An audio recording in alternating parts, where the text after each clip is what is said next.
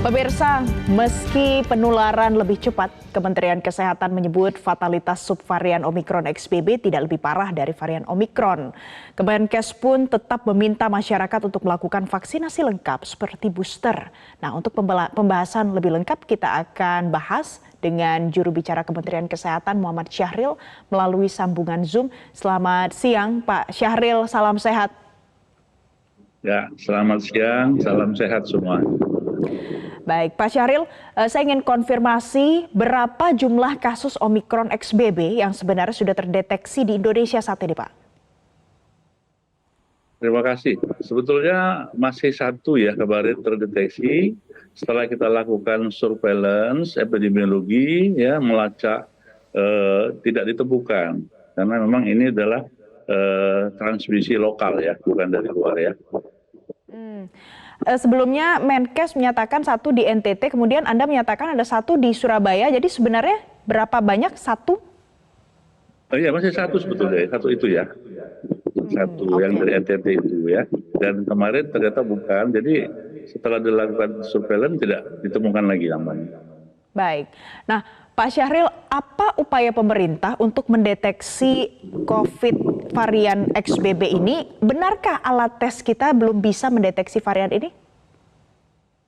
Oh tidak, jadi alat deteksinya sama ya, whole genome sequencing itu kita sudah punya alatnya, ya bagus dan banyak di beberapa tempat sudah bisa melakukan itu. Seperti halnya kita melakukan subvarian BA4, BA5, BA275 itu sudah kita lakukan semua. Jadi kemampuan untuk mendeteksi, insya Allah kita bisa seperti halnya yang lalu. Baik, Pak Syahril, apa sebenarnya yang menjadi pembeda utama? Mungkin gejala yang berbeda dari varian sebelumnya, karena biasanya kalau batuk, pilek, demam, orang akan menjadi bingung membedakan apakah terkena COVID yang baru atau mungkin COVID yang biasa saja. Ya, jadi varian baru ini itu baru 1-2 bulan ini ya, terutama di 26 negara ya. Nah, dari laporan negara-negara itu memang meningkat kasusnya ya, hampir 24% meningkat. Tetapi yang dirawat di rumah sakit maupun yang meninggal, bahkan yang meninggal belum ada untuk kasus XBB ini ya. Nah, hanya saja seperti halnya Omikron yang lalu, Omikron yang BA4, BA5 itu kecepatan untuk menularnya lebih tinggi. Sekali lagi tapi tingkat virulensi maupun fatality rate-nya rendah. Nah, supaya diketahui oleh kita semua, kita kan masih pandemi ya, Mbak ya. Masih pandemi, artinya virus ini secara alamiah alam dia akan melakukan mutasi terus. Ya, mutasi terus sehingga diharapkan kita bisa adaptasi dengan mutasi ini. Apapun mutasinya, karena protokolnya sama, pengobatannya sama, dan kembali ke gejala tadi, memang ini yang diserangkan saluran nafas ya. Jadi batuk pilek itu hampir sama semua. Yang membedakan cuma variannya. Baik, jadi kalau gejala masih serupa ya Pak ya dengan varian sebelumnya. Pak Syahril, kalau kita berkaca dari apa yang terjadi di Singapura, kasus melonjak, rumah sakit mulai penuh, apa antisipasi pemerintah? Ya, jadi kita tetap waspada, terutama di pintu-pintu masuk, ya, bukan hanya yang berbatasan dengan Singapura, tapi berbatasan dengan seluruh negara yang lain, ya, karena sudah 26 negara. Nah, kita sudah punya protap bagaimana memperlakukan di pintu masuk bandara maupun laut, Pak ya, sehingga kita akan lebih waspada menanggapi atau menghadapi subvarian baru ini. Baik. Nah, masyarakat diminta untuk segera vaksinasi bagi yang belum. Tapi apa yang disiapkan pemerintah untuk mendorong lagi supaya angka vaksinasi ini bisa bergerak naik lebih cepat? Ya, betul ya. Jadi kita harus memahami bersama.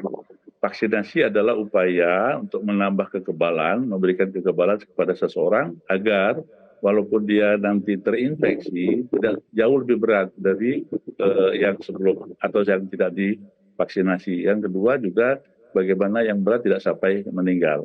Nah, sehingga kita mengharuskan seluruh masyarakat sebetulnya harus di booster ya. Karena peringatan dari WHO ada 6 strategi untuk mendekati tanda-tanda adanya berakhirnya pandemi salah satunya adalah dengan vaksinasi. Jadi langkah kita adalah satu, memang menyiapkan vaksin itu sendiri. Memang beberapa waktu terakhir ini agak ada yang kosong atau menipis, tapi kita sudah mendatangkan kembali logistik untuk vaksin ini. Yang kedua, bagaimana menggerakkan seluruh yang terkait agar sentra-sentra vaksinasi ini dapat kita gerakkan lagi seperti sebelum kita Hari Raya atau Lebaran tahun 2022 yang lalu. Pak Syahril, dari kondisi saat ini kita harus akui kalau protokol kesehatan sudah mulai kendor. Kalau kita lihat di pusat perbelanjaan sudah mulai ramai, mulai banyak event-event besar diadakan, masyarakat tidak pakai masker. Bagaimana upaya supaya diperketat kembali, Pak? Ya, sebetulnya persyaratan pengetatan itu masih ada ya. Contohnya syarat penerbangan, syarat masuk di tempat mall, kemudian tempat keramaian, termasuk hotel, dan juga event-event internasional. Itu masih dilakukan, Mbak, ya, persyaratan itu. Nah, hanya saja tentu saja perlunya komitmen bersama untuk menjaga disiplin ini. Kita ini tinggal sedikit lagi loh mendekati final atau mendekati tanda-tanda berakhirnya pandemi. Sehingga salah satu komponen protokol kesehatan, vaksinasi harus kita jaga. Kalau bahasa awamnya eman-eman nih kalau kita tidak komitmen dan menjaga ini, karena sudah dekat loh kita akan mengakhiri pandemi. Sehingga ayo kita sama-sama saling mengingatkan, termasuk Metro TV hari ini itu bagian mitigasi risiko disampaikan kepada masyarakat. Baik, terima kasih Jubir Kementerian Kesehatan Muhammad Syahril untuk informasi Anda dan sudah bergabung bersama kami siang ini di Metro Siang.